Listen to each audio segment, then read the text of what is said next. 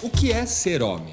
A maneira pela qual, historicamente, se definiu o que é homem vai mudando bastante. Que o homem seja forte, que o homem seja agressivo, que o homem seja ativo, resiliente, que ele aguente tudo. Todos esses comportamentos, essas ações estéticas, na verdade, elas estão respondendo a uma dinâmica de um exercício ideal de poder e de autoridade. O que faz a masculinidade ser tão relacionada à violência? As instituições produzem esse modelo de masculinidade, desde o Estado, escola, religião, estou falando de família, mídia. Não há masculinidade possível se ela não for plural. Um modelo de masculinidade que quer abarcar os ideais de virilidade, de poder e de dominação, não é um modelo de masculinidade. O que é ser homem? Cartografar as masculinidades. Tema desta série do Café Filosófico.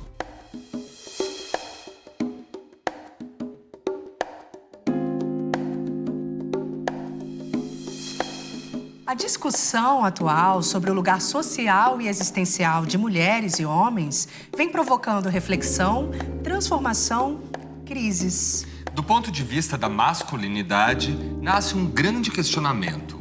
Quem um homem deveria ser? Que atributos estão ligados ao exercício da masculinidade? E como essa imagem foi sendo construída ao longo da história do mundo e da história do Brasil? A história de cada homem carrega o contexto social, econômico e emocional de onde ele vive. Assim, transformar a ideia e o ideal de masculinidade exige também questionamento das estruturas sociais que moldam e sustentam o comportamento dos homens. Eu vou começar a nossa conversa partindo, inclusive, de uma provocação, né, ou da forma como eu fui provocado, por Bell Hooks, quando ela comenta no texto chamado Reconstruindo a Masculinidade Negra, onde ela fala a seguinte, né, tem a seguinte passagem. O capitalismo avançado promoveu mudanças na natureza dos papéis de gênero para todos os homens. A imagem do patriarca e chefe de casa, líder desse mini-estado chamado família, desbotou no século XX. O que ela quer dizer com desbotar? Né?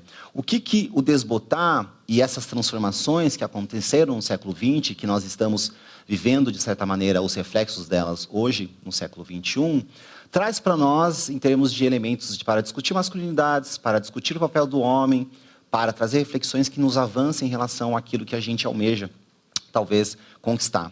A primeira coisa é pensar no lugar histórico que nós estamos, né? A gente fala muito das discussões de gênero, das discussões sobre masculinidades, das discussões sobre os feminismos, muito pautado naquilo que foi e tem sido os movimentos feministas, principalmente a partir dos anos 60 do século passado. Né? A importância que esses movimentos tiveram, nas pautas que trouxeram, em todas as transformações e debates que foram gerados a partir desses movimentos. Isso é fundamentalmente importante.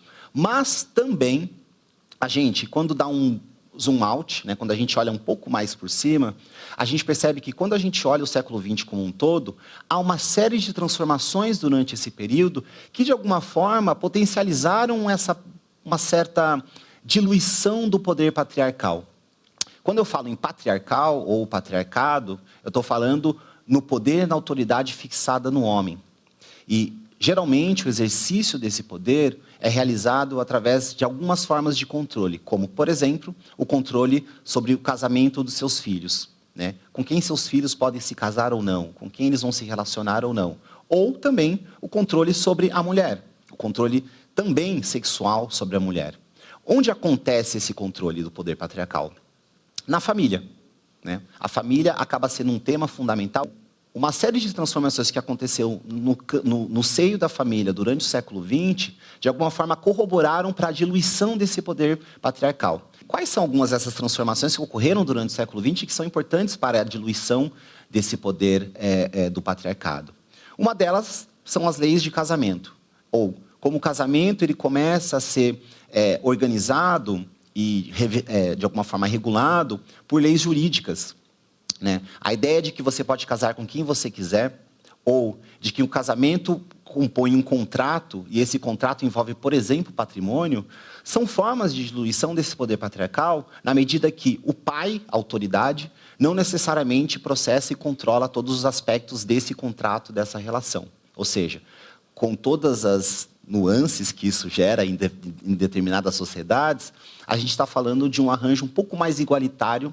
E uma outra face interessante desse processo de diluição no patriarcado é a lei do divórcio.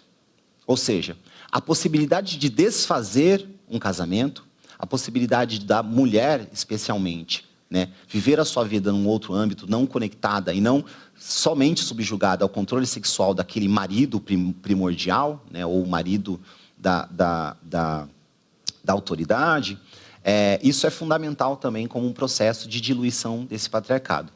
Por que eu estou falando isso? Porque, em grande parte, as discussões de masculinidades, a forma como a gente vai fazer, as pautas que são trabalhadas, as reflexões que são construídas, elas partem de um lugar de crise. Ou seja, a diluição do patriarcado coloca em jogo, coloca em cena, um processo onde aquele lugar fixo de poder começa a ser questionado.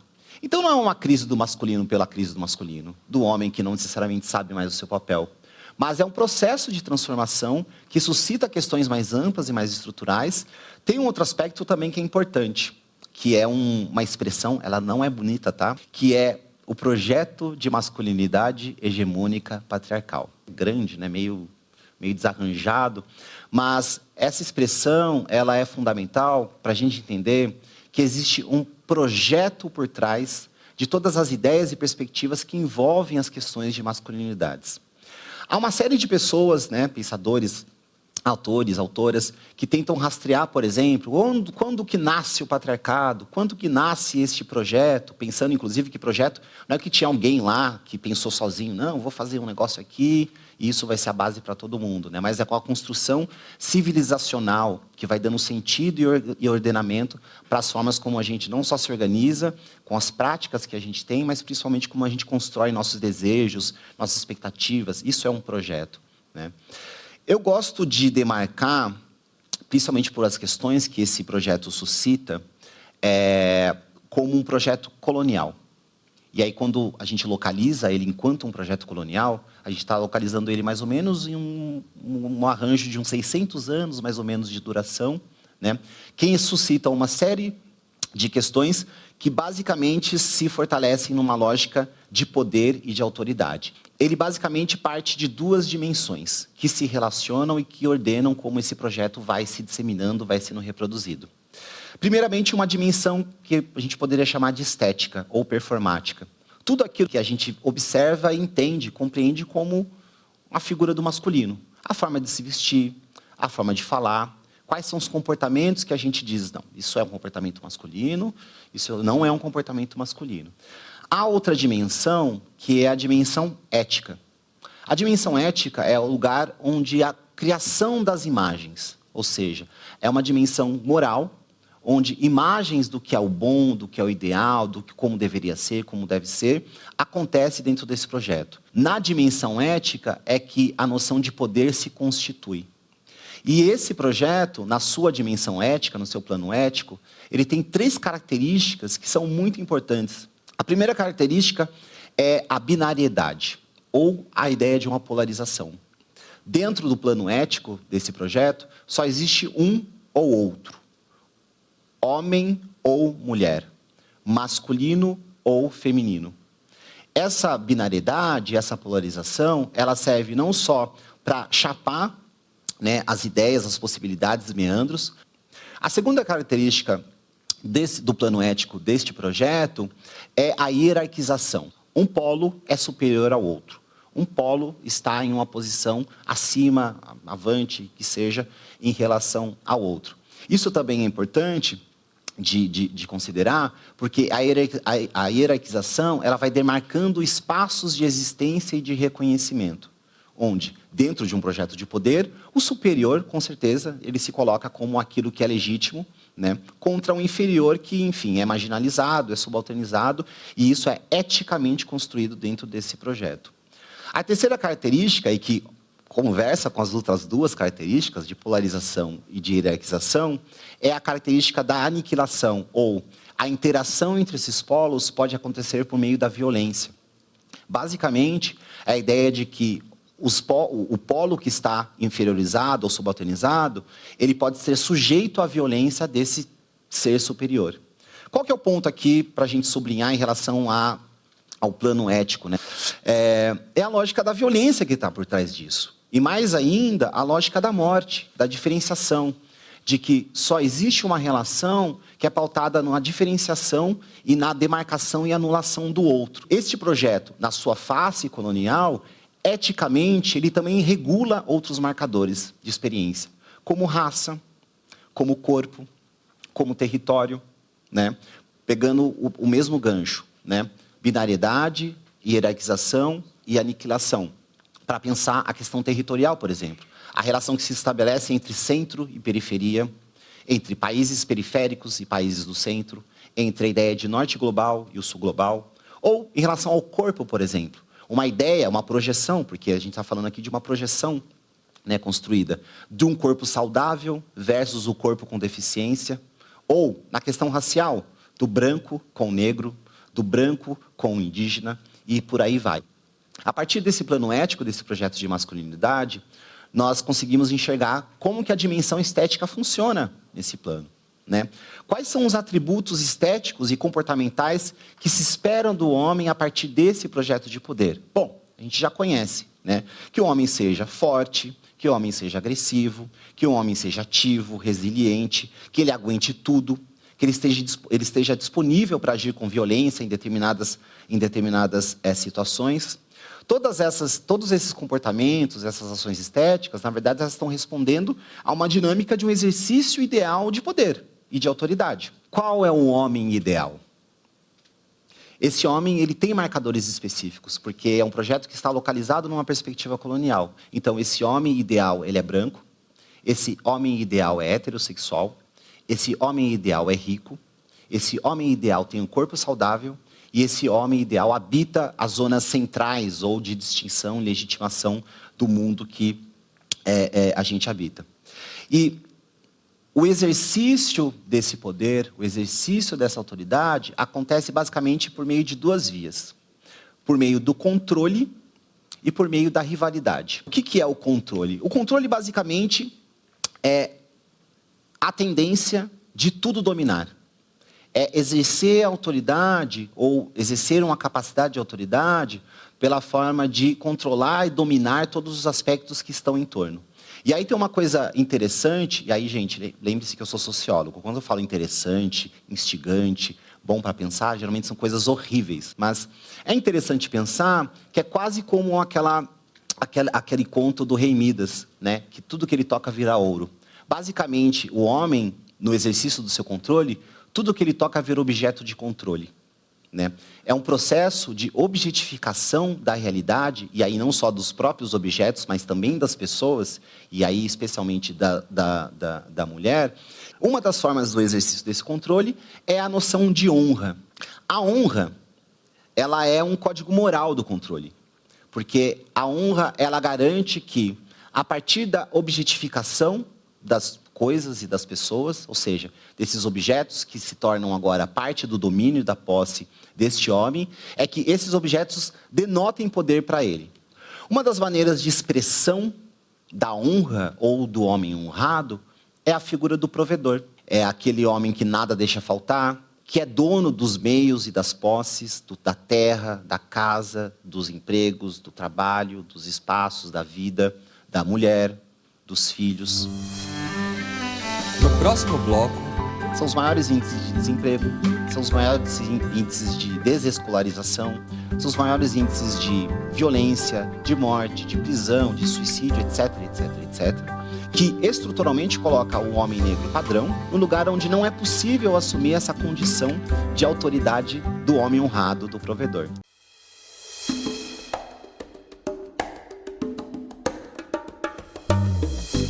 Historicamente, é o homem quem está no controle, no poder. É ele quem determina o lugar da honra, da moral. Ele detém o lugar da superioridade intelectual e econômica. Ele deveria ser o provedor.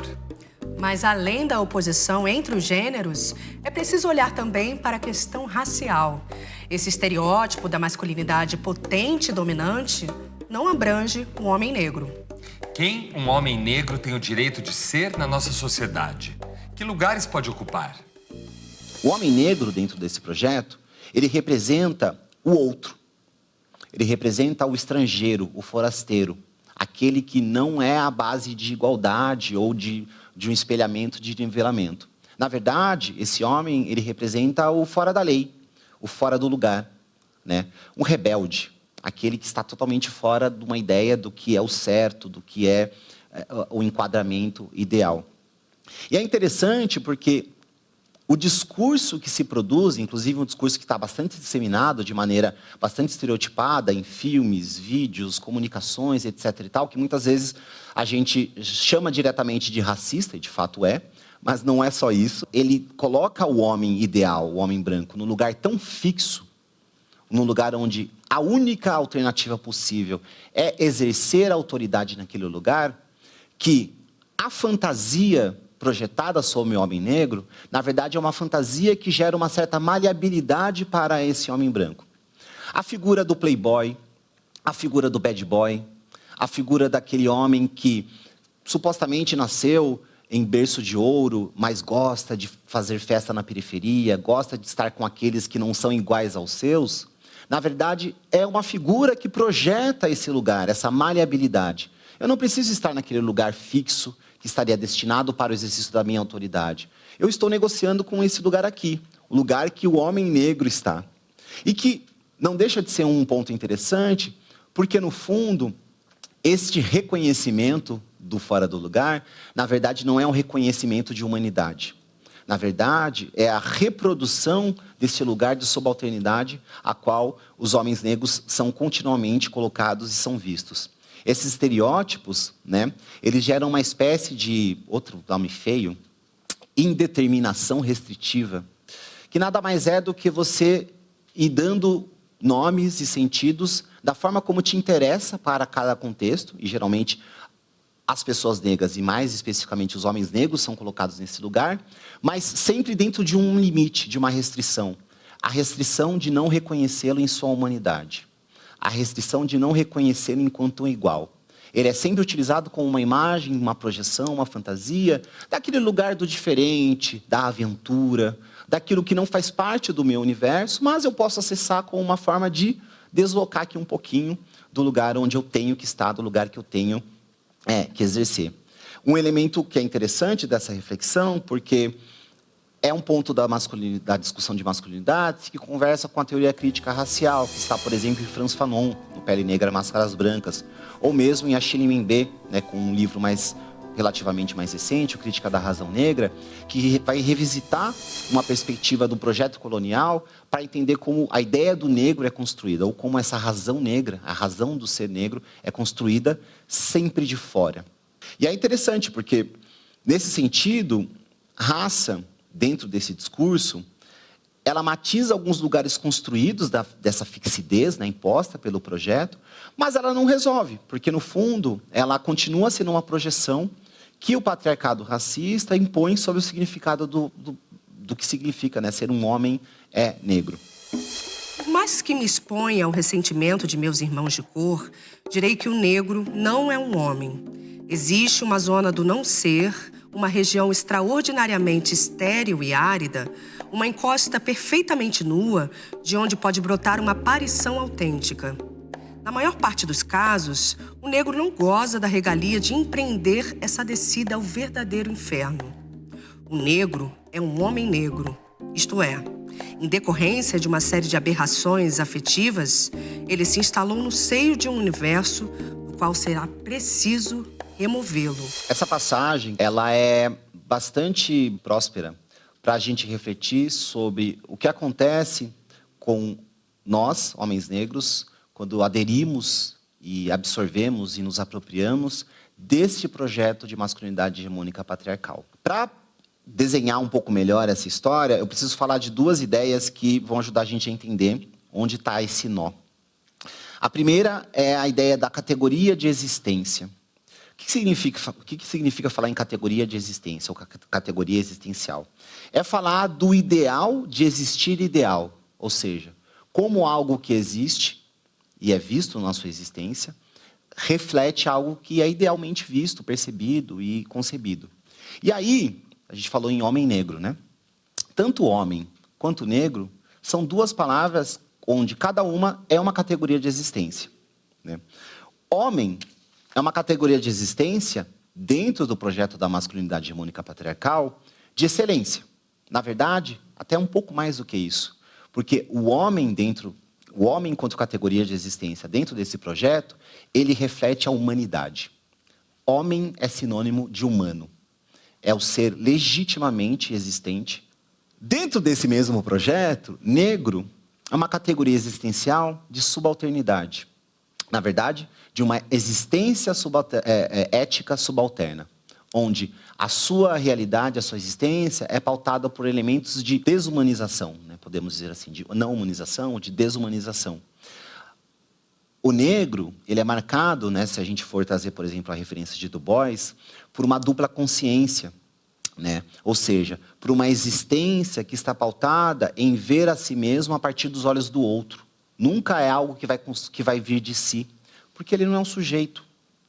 E aí a gente tem um nó, né? O que significa pegar duas categorias existenciais e colocá-las juntas e falar o homem negro, né? Quando o Fanon fala o negro não é um homem, é exatamente sobre isso que ele está falando, né?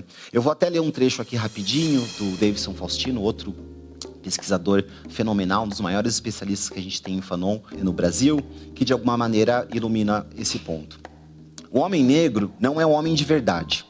Dadas as barreiras objetivas e subjetivas oferecidas pela sociedade colonial, não dispõe de recursos sociais necessários para corresponder às expectativas patriarcais de masculinidade. Ou seja, quando é defrontado essas duas categorias, existe aí uma impossibilidade deste negro existir enquanto homem, ou homem dentro da categoria existencial. E aí o que acontece? Para o negro ser homem, homem para ele vai ser uma outra expressão que é importante para a gente considerar, uma categoria de performance. O negro vai performar a sua homenidade, o seu lugar de ser homem. Porque existencialmente ele não pode ocupar esse lugar. Mas o que ele pode fazer? Ele pode emular e reproduzir os comportamentos ou toda a dimensão estética que denota esse projeto de masculinidade hegemônica patriarcal. A ação deste homem negro tende a ser uma ação de exacerbação desses comportamentos. Só que o buraco é um pouco mais embaixo, porque, no fundo, a busca por reconhecimento dentro desse projeto não é o reconhecimento somente de ser um homem, mas é o reconhecimento de ser humano. E aí, como isso pode acontecer? Bom, isso pode acontecer de várias maneiras, mas uma delas é emulando a figura do provedor, né? A gente sabe que, historicamente, estruturalmente, as pessoas negras, e especificamente os homens negros, não estão em condições estruturais de assumir os principais espaços da sociedade. São os maiores índices de desemprego, são os maiores índices de desescolarização, são os maiores índices de violência, de morte, de prisão, de suicídio, etc., etc., etc., que estruturalmente coloca o homem negro padrão, né? Há exceções, sempre, mas o homem negro padrão, no lugar onde não é possível assumir essa condição de autoridade do homem honrado, do provedor. No entanto, esse desejo, esse ímpeto, ele vai se firmar de maneira exacerbada na forma como as imagens desse homem negro vão ser projetadas como a busca ideal do provedor. Tem uma situação, por exemplo, que eu acho que ilustrou, para mim, ilustrou muito bem esse contexto. É um programa de YouTube, de rede social, de uma loja de tênis, que basicamente eles recebem pessoas nessa loja de tênis, e essas pessoas compram tênis, enquanto compram tênis, conversam lá com um entrevistador. Ele é um programa nos Estados Unidos, mas ele recebeu um jogador brasileiro famoso, e esse jogador foi a pessoa que mais gastou na história do programa, né?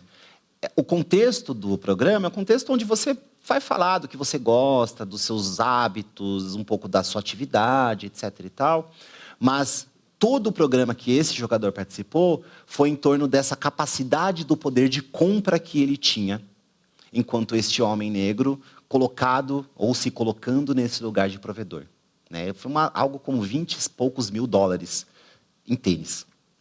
Claro que cada um gasta dinheiro como quiser, mas o ponto aqui é como esse exercício se colocou ali, dessa forma dele mostrar e evidenciar, olha só, eu sou um homem, eu sou um provedor, eu posso e devo ser reconhecido nesse lugar. E É interessante porque, por um lado, estruturalmente, os homens negros não estão na condição de exercer esse lugar de provedor. Por outro, eles vão buscar isso de uma maneira exacerbada e vão buscar aquilo que a Bell Hooks chama de forma muito interessante, né, colher as migalhas dos dividendos patriarcais. Ou seja, pegar pedacinhos que, de alguma forma, né, não é o pedaço, não é o montante, mas são migalhas. Migalhas essas que vão gerar uma sensação de não, eu sou, eu faço parte, eu pertenço. O que eu quero demarcar aqui trazendo tudo isso? É que, para os homens negros, a adoção do projeto de masculinidade hegemônica patriarcal, ele é uma armadilha. Porque, ao mesmo tempo que ele traz a ilusão da possibilidade de pertencer, da possibilidade de ser reconhecido em sua humanidade, assumindo a figura daquele homem, na verdade, ele é um projeto que é demarcado justamente pela aniquilação de pessoas como ele. Ou seja, é uma armadilha que seduz, mas que, na verdade, reproduz este homem num lugar de objetificação, de desconexão, de desrespeito e, primordialmente, de violência, que não insere ele num lugar de humanidade, mas, pelo contrário, mantém ele, como sempre, na lateral, num lugar onde a sua existência também se desbota. No próximo bloco, aquilo que o trabalho não garante mais, o dinheiro traz. Simboliza a possibilidade, né, ilusória de conquistar e obter honra e poder dentro desse regime ao qual nós estamos inseridos.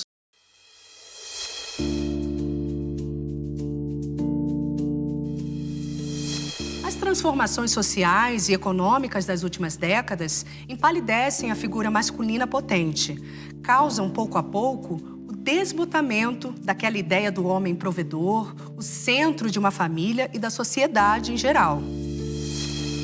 o capitalismo avançado promoveu mudanças na natureza dos papéis de gênero para todos os homens. Mais homens do que antes trabalhavam para alguém. O tempo do homem não era dele, pertencia ao seu empregador, e os termos em que comandava a família mudaram. Dentro de uma florescente economia capitalista, era o poder ganhar dinheiro que determinava até que ponto um homem poderia dominar a casa, ainda que essa regra fosse limitada pelo Estado. O capitalismo tardio, o capitalismo contemporâneo em seu desenvolvimento, ele desbota a capacidade dos homens exercerem o seu lugar de provedores. Quando a gente pensa, por exemplo, naquela representação da família nuclear da sociedade industrial, né? Papai, mamãe, filhinhos. Papai, trabalhador, traz o dinheiro para casa. Mamãe, dona de casa, que cuida dos filhos, criando próximos trabalhadores para a nova geração e assim sucessivamente. Que, assim, massivamente a gente viu isso. Desenhos, Flintstones, Jetsons, Simpsons, quase todos os desenhos têm essa configuração dessa família nuclear. Seriados, família dinossauros, isso tá ali no nosso nexo. Querida, cheguei! Como funciona uma organização, uma família ideal dentro dessa sociedade capitalista. E o ponto que a Bell Hooks traz aqui, que vale a pena para a gente sublinhar, é que o capitalismo ele vai desbotando essa capacidade, essa possibilidade, por alguns caminhos, por algumas razões, né? Por um lado, porque cada vez mais as famílias dependem de mais pessoas daquela família trabalhando, ou seja, a ideia do homem que sozinho trabalha e dá conta das necessidades e contas da casa é cada vez mais, assim, impossível, principalmente nos estratos médios para baixo sempre foi, né? Mas também com o aumento do desemprego, né? Eu acho que vale a pena a gente retomar até alguns pontos que caracterizam esse momento do capitalismo tardio, do capitalismo contemporâneo, ao qual nós estamos falando, né? Que situa melhor essa situação. Alguns usam, né, o termo, inclusive, neoliberalismo, né? Mas a gente está falando basicamente de um momento do capitalismo a partir dos anos 70. Um momento onde há uma crise estrutural do capital, que na verdade é uma crise da lucratividade do capital, e há um rearranjo de reestruturações que atravessam a sociedade em diversas esferas. Reestruturações, por exemplo, no ambiente de sistemas de garantia social, né? Quando, a partir das políticas de austeridade, são retirados, né, qualquer tipo de benefício, garantia, assistência social em grande parte das sociedades. Reestruturação do trabalho e flexibilização das relações de trabalho, né? A redução de contratos que eram perenes para contratos curtos e cada vez mais, né, pontuais, a quebra da segurança do trabalho, né, ou seja, regimes de trabalho cada vez mais inseguros e também regimes de trabalho cada vez mais precários, mais precarizados. Né? O aumento de uma perspectiva de uma relação individual com o mundo do trabalho e não mais coletiva, porque agora é meio que cada trabalhador por si, então cuida do seu e deixa que o outro, né, se dê mal, e não mais uma lógica de uma solidariedade ou de um conjunto de classe. Quando a gente olha para o Brasil, a gente levanta a sobrancelha, né? Porque falar de estado de bem-estar social no Brasil, complicado. Falar de uma integração massiva da população, da classe trabalhadora brasileira na indústria, por mais importante que a indústria brasileira tenha sido, principalmente a partir dos anos 50, também é complicado. A gente sabe que grande parte do contingente dos trabalhadores, principalmente a população negra, ela continuou informal, ela continuou precária, ela continuou em condições inseguras, e isso não é necessariamente fruto do neoliberalismo, isso é fruto do pós-abolição, isso é fruto da estrutura colonial de país a qual nós temos. Mas não deixa de ser interessante pensar que neste momento histórico que nós estamos vivendo, onde o desenvolvimento do capitalismo desbota a capacidade desse homem exercer o seu lugar de provedor, é que o trabalho começa a sair de cena e outra figura ganha força como uma forma de trazer honra, de trazer status e denotar autoridade, que é o dinheiro. É muito interessante observar como que o dinheiro ele dá base para aquilo que alguns autores, não só Bell Hooks, Cornel West, como outros, chama da cultura gangsta. Cultura essa que não foi inventada por aquilo que a gente acredita, sei lá, nas periferias ou pela criminalidade, mas também está no enseio do desenvolvimento desse capital. Por exemplo, quando a gente olha a crise do subprime de 2008 nos Estados Unidos, né, o escândalo das fraudes bancárias, das apostas em créditos podres, etc. e tal, o que a gente vê ali é um comportamento de gangsta, é um comportamento de rapinagem feito pelo capital financeiro, que dentro desse contexto histórico, né, tudo pode, tudo se permite. Né? Quase uma ideia de que quem está operando o jogo, quem ganha mesmo é o predador. E essa noção que está girando em torno do dinheiro, o dinheiro como o lugar que denota a honra, que denota status e prestígio, está no centro da conexão com a questão de masculinidades. Por quê?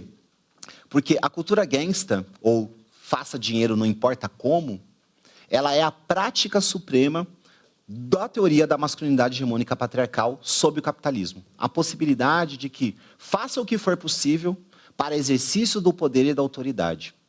E é interessante porque aqui o que a gente está vendo é um exemplo de algo que não está alocado na ideia do homem, ou na ideia, né, do sujeito homem, mas está alocado numa lógica sistêmica, que está sendo operada também por homens, e mais ainda, sendo a cultura gangsta a prática dessa teoria, a prática desse projeto, ela traz novamente a possibilidade, a ilusão do ganho da honra.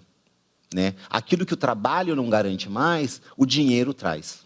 O dinheiro simboliza a possibilidade, né, ilusória de conquistar e obter honra e poder dentro desse regime ao qual nós estamos inseridos. Eu gosto muito e aí eu gosto de verdade, tá? Não é o interessante do sociólogo. Eu gosto muito da manifestação dessa ideia dentro das artes, por exemplo, da cultura. Né? Em algumas letras de rap, por exemplo, eu acho muito interessante como essa lógica da cultura gangsta, ou do dinheiro, com a possibilidade de virar o jogo, de mudar a chave, está na letra O Homem da Estrada, dos Racionais. Quando ele diz, né? Enfim, ganhar dinheiro, fica rico, enfim, muitos morreram sim, sonhando alto assim. O homem na estrada recomeça a sua vida, sua finalidade, a sua liberdade, que foi perdida, subtraída, e quer provar a si mesmo que realmente mudou, que se recuperou e quer viver em paz, não olhar para trás, dizer ao crime nunca mais, pois sua infância não foi uma de rosas, não. Na FEBEM, lembranças dolorosas então. Sim, ganhar dinheiro, ficar rico enfim. Muitos morreram sim, sonhando alto assim. Me digam quem é feliz, quem não se desespera, vendo nascer seu filho no berço da miséria. O lugar onde só tinha como atração o bar e o candomblé pra se tornar a bênção. Isso é o palco da história que por mim será contado.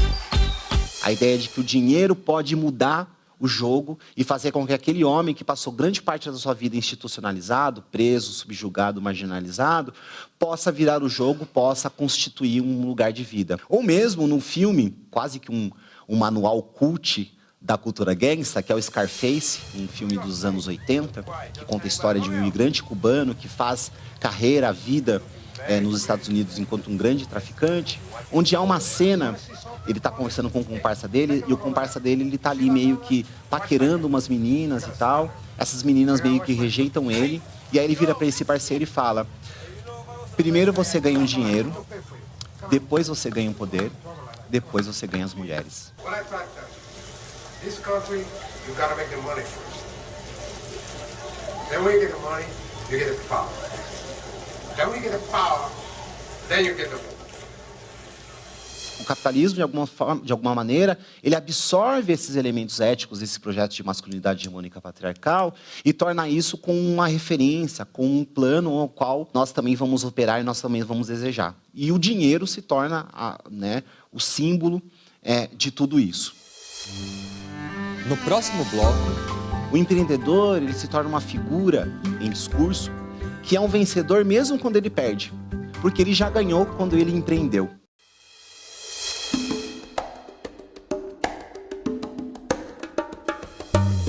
A ideia do que é ser um homem é atravessada por valores do nosso sistema econômico. Mesmo com as transformações sociais dos papéis de gênero, dinheiro e poder permanecem como símbolos potentes da masculinidade. o que divide os homens entre aqueles que triunfam e os que fracassam está no status da profissão que exercem, naquilo que produzem e acumulam. Fragilidades e impotências parecem ainda não caber nessa equação que constrói os homens. Como cada homem pode ter a liberdade de criar a sua própria história, vislumbrar outros jeitos de ser homem dentro de modelos tão persistentes? Há outro elementinho aí que é importante da gente considerar, que é a noção de liberdade e autodeterminação. Basicamente, como um signo de poder, né, é a ideia de um indivíduo. E aí o indivíduo, pense no indivíduo moderno, aquele que carrega, né, a liberdade, a igualdade, a fraternidade como um projeto, não como realidade concreta. A possibilidade de um indivíduo exercer poder, né, está por meio da liberdade. Agora, o que acontece no capitalismo contemporâneo? Essa noção de liberdade, ela se dissolve de um indivíduo e vai para figuras de representação e prestígio dentro do contexto daquela sociedade. E qual que é a figura de prestígio no contexto do capitalismo contemporâneo? O empreendedor. A ideia do empreendedor é uma ideia que carrega primordialmente, enquanto discurso, um sujeito que é livre para agir, um sujeito que é movido pelos ímpetos de seu propósito, que está marcado por uma ação ativa, que coloca no mundo aquilo que ele acredita como algo fundamental, que organiza e dá sentido para aquela sociedade, especialmente para a sociedade do consumo. O empreendedor, ele se torna uma figura em discurso que é um vencedor mesmo quando ele perde, porque ele já ganhou quando ele empreendeu. Ele se diferencia, ele atrai para si a legitimidade da honra e do poder num modelo de reconhecimento que se coloca ali quase como um culto, né? Tem um autor, o Alan Ehrenberg, um trabalho maravilhoso chamado Culto à Performance, que ele faz uma relação, né, do culto ao empreendedor com o culto ao esportista. A sociedade francesa do pós-guerra, por exemplo, baseava-se em um modelo de igualdade que opunha concorrência e justiça. Ou seja, era uma sociedade que buscava limitar as consequências negativas da concorrência. No entanto, ao longo da década de 1980, a sociedade francesa se converteu aos valores da concorrência, da competição e da conquista. Esportistas, aventureiros, inventores, profissionais autônomos, trabalhadores abrindo suas próprias empresas e outros combatentes tornaram-se figuras populares. Um novo modelo de igualdade apareceu. Um que fazia com que era considerado justo era um produto direto da concorrência. Pois é exatamente isso que representa a competição esportiva. Ela é a única atividade social que encena a união harmoniosa da concorrência com a justiça. Os novos objetos de identificação e as novas normas tinham como elemento comum o fato de que saímos do mundo da disciplina para entrar no da autonomia. Então, o empreendedor, ele é essa figura de poder que pode exercer plenamente a sua liberdade, a sua autodeterminação. Tá, mas quais são as características ideais, no plano do discurso, que esse empreendedor assume, né? O empreendedor, ele é forte. O empreendedor, ele é resiliente. O empreendedor, ele aguenta tudo. O empreendedor, ele é agressivo na forma de se colocar, na forma de se realizar. Tem diversos programas de TV que a gente vê esse tipo de performance acontecendo, né? Que relaciona empreendedorismo com uma agressividade do agir, da tomada de decisões e etc e tal. O empreendedor, ele é ativo, o empreendedor é persistente. Vocês separaram uma consonância aqui? Elementos comportamentais e estéticos do projeto de masculinidade hegemônica patriarcal são basicamente os mesmos que organizam e dão sentido para a imagem de empreendedor que nós temos no capitalismo contemporâneo. Ou seja, há quase que uma diluição daquilo que a gente pensa como um comportamento ideal desse projeto de masculinidade, tão somente no homem, né, no sujeito, o homem em si. Isso se descola e vai para uma figura ideal. Uma figura essa, inclusive, que pode ser vestida por todos, homens e mulheres, a partir do momento que eles aderem a esse projeto de ser empreendedor. Porque é por meio desse lugar que é possível o exercício da liberdade, o exercício da autodeterminação e, mais importante de tudo, da honra e do poder. A honra, nesse contexto, ela dá contornos e cores para essa figura do empreendedor. E mais do que isso, ela organiza essa noção, esse discurso em torno do empreendedor, com traços que são reminiscentes em relação àquele projeto, né? Com a polarização, por exemplo, a ideia ou a imagem do empreendedor como uma figura livre, que vai atrás do seu propósito, versus a pessoa que é um empregado, que é um preso, que é uma pessoa que não busca nada na vida. Da hierarquização, quem está buscando o propósito, quem está buscando soluções para o mundo, versus aquela pessoa que está só deixando a vida se levar, que está ali confortável e acomodada num emprego, num trabalho que deram para ela. Ou mesmo da aniquilação. Todos os processos de degradação e moralização negativa dos serviços de assistência, dos direitos trabalhistas, por exemplo, né? É uma frase que a gente vê muito no nexo das discussões públicas, né? Não tem que dar o peixe, tem que ensinar a pescar, né? Ótimo, as duas coisas, né? Mas o que está por trás disso? É a carga de quem está recebendo ajuda é moralmente inferior àquele que foi atrás do peixe. O desbotar, na verdade, o desbotar do homem no século XXI, é a gente perceber como essa imagem vai ficando cada vez mais transparente e vai mostrando para a gente, quando a gente olha criticamente para esse projeto, que falar de masculinidades é falar de um projeto central de poder colonial e que continua articulando, produzindo desigualdades, produzindo fixações ou lugares fixos e, fundamentalmente, produzindo a morte. O Leonardo Brandão, ele diz que o Achille Mbembe diz que a expressão máxima da soberania reside, em grande medida, no poder e na capacidade de ditar quem pode viver e morrer. Como fazer com que esse poder não veja os corpos negros, principalmente os homens negros, como algo de se fazer morrer pelas mãos do Estado através da violência policial? Essa abordagem do Achille Mbembe, né, que está essencialmente no trabalho dele, que é o Necropolítica, é uma reflexão que constrói como, dentro desse projeto colonial, você produz uma realidade de vidas que merecem ser reconhecidas como vidas e vidas que não merecem ser reconhecidas como vidas. Eu quero chamar a atenção para um aspecto do processo da aniquilação, que muitas vezes, principalmente quando a gente olha para a questão racial, a gente acaba olhando para esse processo na sua finalidade, ou seja, na morte em si, né? Um exemplo claro é o altíssimo número de assassinato de jovens negros num país como o nosso. É claro que os assassinatos, a morte em si, ou a morte física, ela faz parte desse processo. Um processo que Abdias Dias Nascimento, nos anos 70, descreveu como genocídio, né, o genocídio do povo brasileiro. Mas tem um elemento aí dentro que é interessante da gente pensar, que é a reprodução sistêmica disso. A gente está falando sobre uma dinâmica que está constantemente em processo. Ou seja, o fim desse processo não é a morte em si.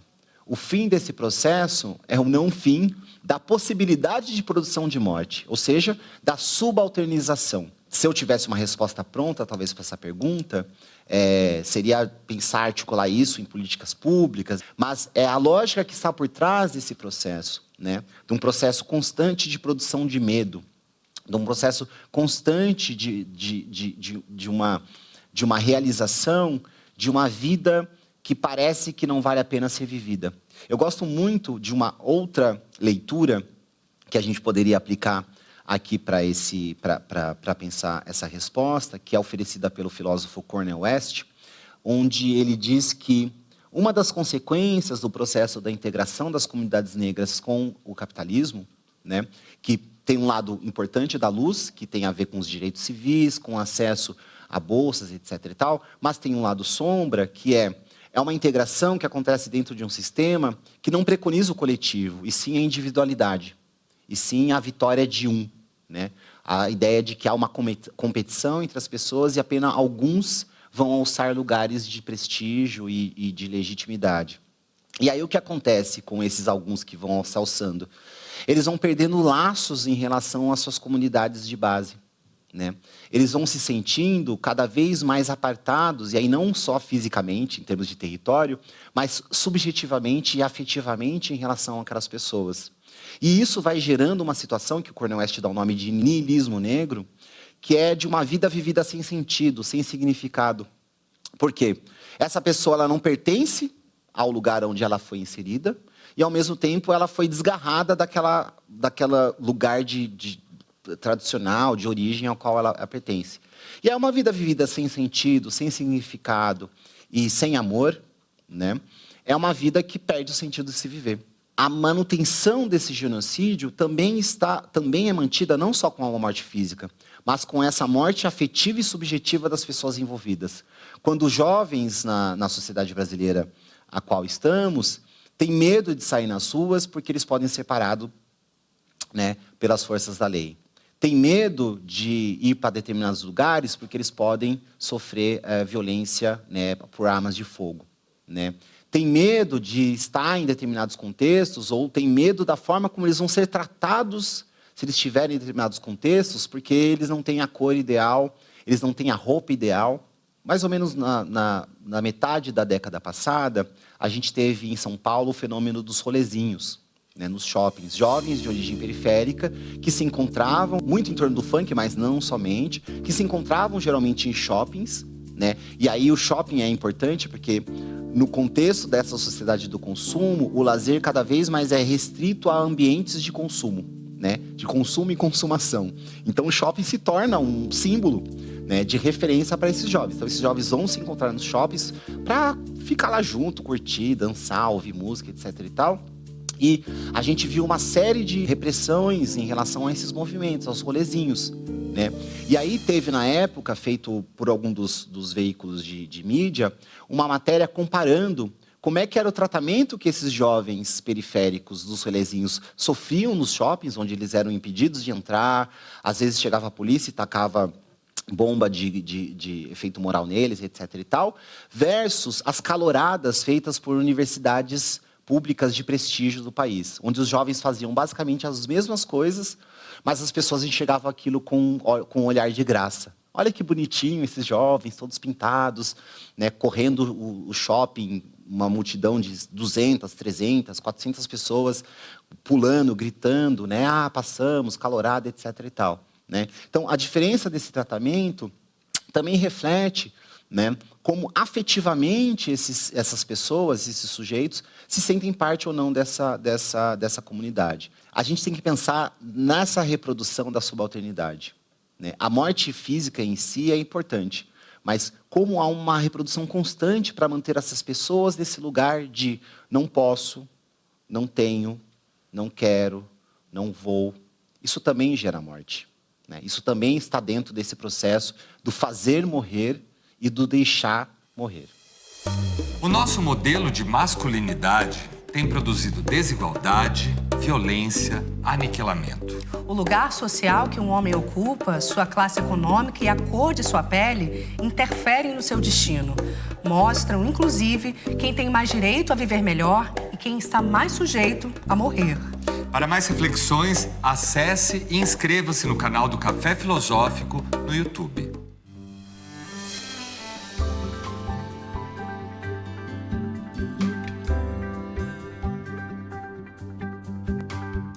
A expressão desconstruído eu acho maravilhosa. Eu sou desconstruído, mas não a desconstrução dessa sociedade como está, é a desconstrução de mim. Eu que sou assim, eu que sou o bom, eu que sou um cara diferente, eu que sou um cara arrojado.